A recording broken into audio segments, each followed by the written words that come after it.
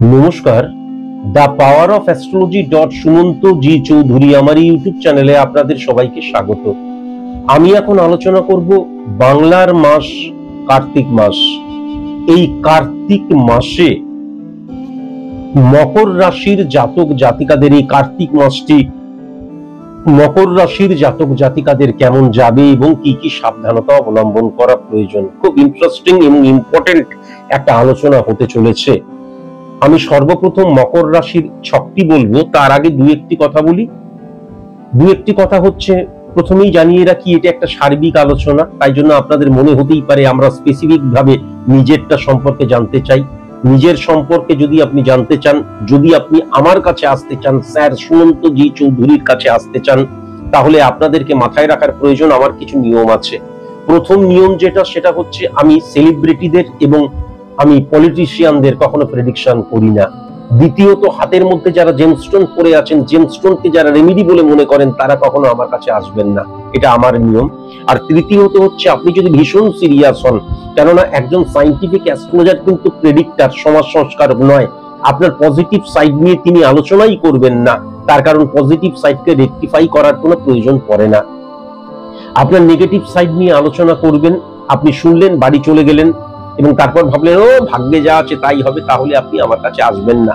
আমার চেম্বার ফিস কিন্তু 3000 টাকা। আবার বলছি, আমার চেম্বার ফিস কিন্তু 3000 টাকা। আমার অনলাইন প্রেডিকশন ফিস 5000 টাকা, অনেক বেশি। তাহলে অহেতুক আপনি অর্থ খরচ করে কেবল বর্তমানটা জানতে আসবেন না। সুতরাং আপনি যদি ভীষণ সিরিয়াস হন, তবেই কিন্তু আমার কাছে আসবেন। নেগেটিভিটিটাকে ফাইন্ড আউট করা হলো এবং সেটা শর্ট আউট করার জন্য বাই হুক বাই ক্রুক, প্রয়োজন হলে আমি ঘটি বাটি বিক্রি করে ফেলবো, বিক্রি করে কিন্তু আমি রেমেডিটা নেব। হ্যাঁ, রেমেডিয়াল প্রসেস অ্যাপ্লাই করে নেগেটিভিটি খণ্ডিত করব। এতটাই সিরিয়াস আপনি যদি হন, তবেই কিন্তু আপনি আমার কাছে আসবেন, তা না হলে আসবেন না। আবার বলছি, আমার চেম্বার ফিস কিন্তু 3000 টাকা আর অনলাইন প্রেডিকশন ফিস কিন্তু 5000 টাকা। তাই জন্য অহেতুক টাকা আপনি খরচ করবেন না। আজকে একটুখানি জেনে আসি, তার জন্য পশ্চিমবঙ্গে অনেক ভালো অ্যাস্ট্রোলজার রয়েছেন। যেমন আমি এবার মকর রাশির বাংলার মাস কার্তিক মাসে স্পট ইমপ্লিমেন্টেশন ছকটি বলি। প্রথমত, 1 নাম্বার ঘরে লগ্নের ঘরে কোনো গ্রহ নেই, 2 নাম্বার ঘরে রাহু, 3 নাম্বার ঘরে কোনো গ্রহ নেই, 4 নাম্বার ঘরে মঙ্গল, ইউরেনাস এবং প্লুটো, 5 নাম্বার ঘরে শুক্র, 6 নাম্বার ঘরে নেপচুন, সূর্য, 7 নাম্বার ঘরে বুধ, 8 নাম্বার ঘরে কেতু, 9 নাম্বার ঘরে চন্দ্র, 10 নাম্বার ঘরে শনি, 11 নাম্বার ঘরে কোনো গ্রহ নেই, 12 নাম্বার ঘরে বৃহস্পতি। তাহলে সেকেন্ড হাউসটা যদি লক্ষ্য করা যায়, সেখানে রাহু বসে রয়েছে। সেকেন্ড হাউসে রাহু বসে থাকলে সঞ্চয় হতে চায় না, প্রচুর পরিমাণে অর্থ খরচ হয়ে যায়, যা অর্থ আসে সেটাই কিন্তু খরচ হয়ে যায়। এবার অনেকে কিন্তু বলে এই করুন ওই করুন, এই রেমিডিয়াল প্রসেস অ্যাপ্লাই ওই করুন, তাহলেই আপনি অর্থ খরচটা বন্ধ হয়ে যাবে। অর্থ খরচ হওয়া কখনো বন্ধ করা সম্ভব নয়। সেক্ষেত্রে কি করতে হয়, বারবার ধরে বলছি, রেমিডিয়াল প্রসেস অ্যাপ্লিকেশনের মধ্যে দিয়ে সেকেন্ড হাউসে রাহুর যে অর্থ খরচ হয়ে যাওয়া, হ্যাঁ, যে সঞ্চয় না হতে পারা, সেটাকে কখনো ব্লক করা যায় না। কি করতে হয়, আমাদের সোর্স অফ ইনকামটাকে বাড়িয়ে দিতে হয়। যেটা সত্যি এবং যেটা পুরোপুরি সাইন্টিফিক, সেটাকেই কিন্তু বলা প্রয়োজন। মানুষকে অহেতুক বুদ্ধি বানানোর কোনো মানে হয় না। সেকেন্ড হাউস দ্বারা কিন্তু দৃষ্টিভঙ্গির জায়গাটাও বোঝা যায়। তাহলে সেকেন্ড হাউসে যখন রাহুর অবস্থান থাকে, তখন কি হচ্ছে, রাহু মানে কি, ইলিউশন, আবেগ, ইমোশনের জায়গা। তাহলে সেকেন্ড হাউস মানে দৃষ্টিভঙ্গির জায়গা, ইলিউশন, আবেগ, ইমোশনের জায়গাটা কিন্তু মকর রাশির জাতক জাতিকাদের ক্ষেত্রে মারাত্মক রকমের লক্ষ্য করা যাচ্ছে। দৃষ্টিভঙ্গিটা কোথা থেকে আসছে, মন থেকে আসছে, চন্দ্র থেকে আসছে। দৃষ্টিভঙ্গি থেকে কি আসছে, মানসিকতা, মনোভাবের জায়গাটা আসছে। তাহলে যখন আমার দৃষ্টিভঙ্গি, মানসিকতা, মনোভাব বা মনের জায়গাটাই ইলিউশন, আবেগ, ইমোশন জুড়ে থাকবে, জুড়ে বসবে, চেপে বসবে, তাহলে কখনো পজিটিভ ইমপ্লিমেন্ট কখনোই কিন্তু হওয়া সম্ভব নয়। গঠনমূলক বা সৃষ্টিশীল কোনো কিছু কখনোই করা সম্ভব নয়। যখনই আমি ইলিউশন দ্বারা কোনো সিদ্ধান্ত গ্রহণ করব, কোনো কাজ করব, তার মধ্যে সততা, সত্যতা এবং পজিটিভনেস কখনোই কিন্তু থাকতে পারে না। এটা মাথায় রাখার প্রয়োজন। এবার যদি 3 নাম্বার ঘরটা খুব ভালো মতো লক্ষ্য করা যায়, তাহলে 3 নাম্বার ঘরের অধিপতি গ্রহ 1 2 3 4 5 6 7 8 9 9 নাম্বার ঘরে বসে রয়েছে। তাহলে 9 নাম্বার ঘর দ্বারা কিন্তু সার্বিক যে সংযোগকে বোঝা যায়, আর 3 নাম্বার ঘর দ্বারা এখনকার সংযোগকে বোঝা যায়। তাহলে আমি মকর রাশির জাতক জাতিকাদের ক্ষেত্রে লাক ফ্যাক্টরের জায়গাটা অত্যন্ত পজিটিভ দেখতে পাচ্ছি। লাক ফ্যাক্টরের জায়গাটা গুরু টিচার পথ প্রদর্শকের জায়গাটা অত্যন্ত পজিটিভ কিন্তু আমি লক্ষ্য করতে পারছি।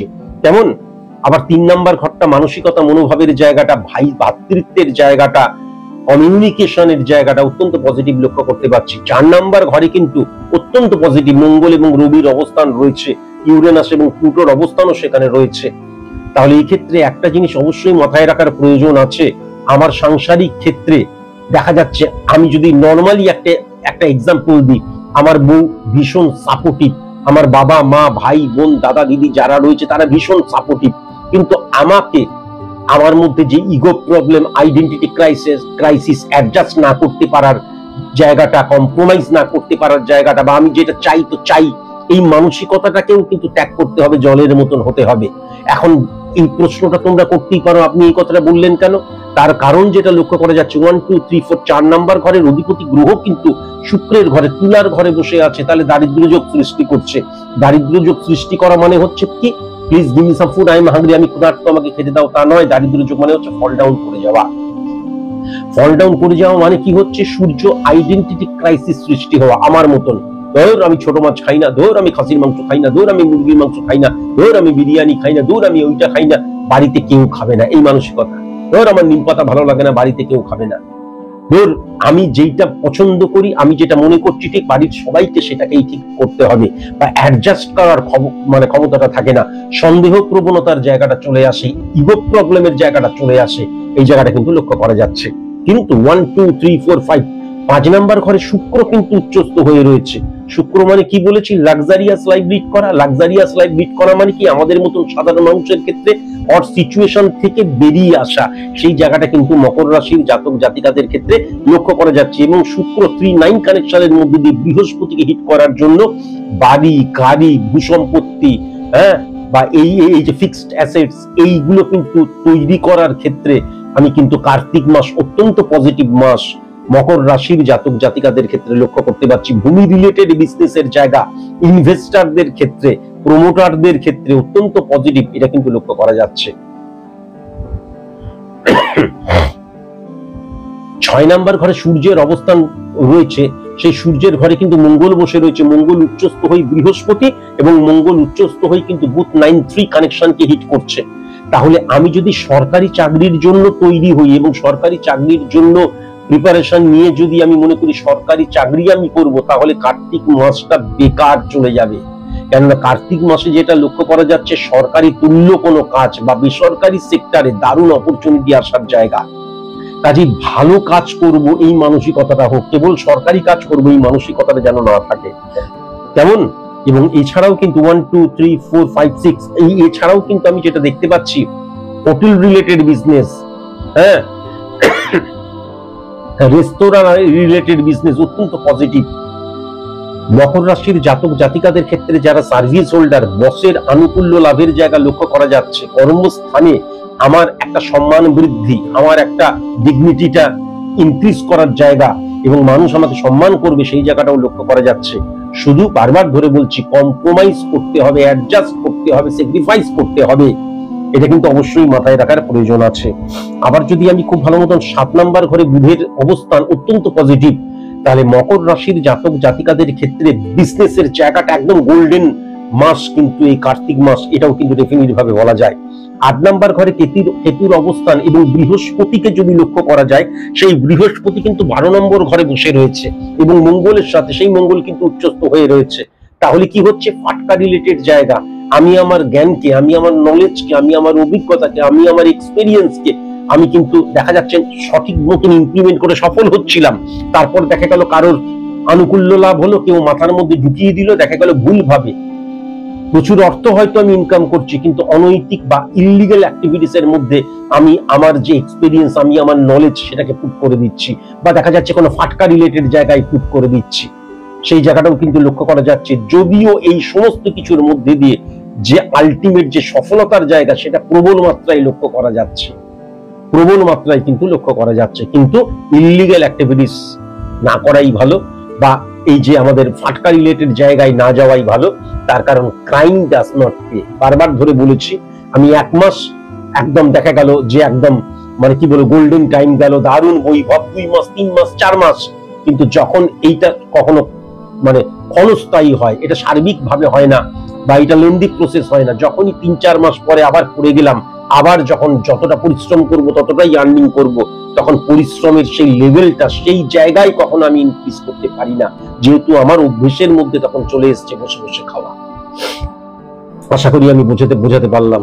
আচ্ছা, চন্দ্রের অবস্থান যদি লক্ষ্য করা যায় 1 2 3 4 5 6 7 8 9 6 9, আচ্ছা চন্দ্র এবং শনির ঘরে, শনি 10 নাম্বার ঘরে বসে রয়েছে।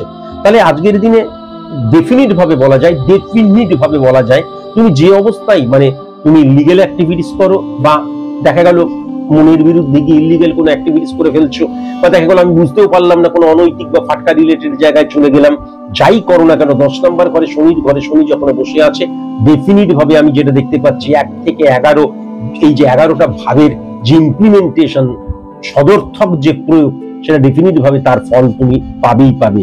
মকর রাশির জাতক জাতিকাদের ক্ষেত্রে আমি যেটা লক্ষ্য করতে পারছি, শুধু কোটিপতি নয়, অরোরপতি হওয়ার যোগ কিন্তু এই কার্তিক মাস, বাংলার মাস কার্তিক মাস, এটা কিন্তু মকর রাশির জাতক জাতিকাদের ক্ষেত্রে পরিষ্কার লক্ষ্য করা যাচ্ছে।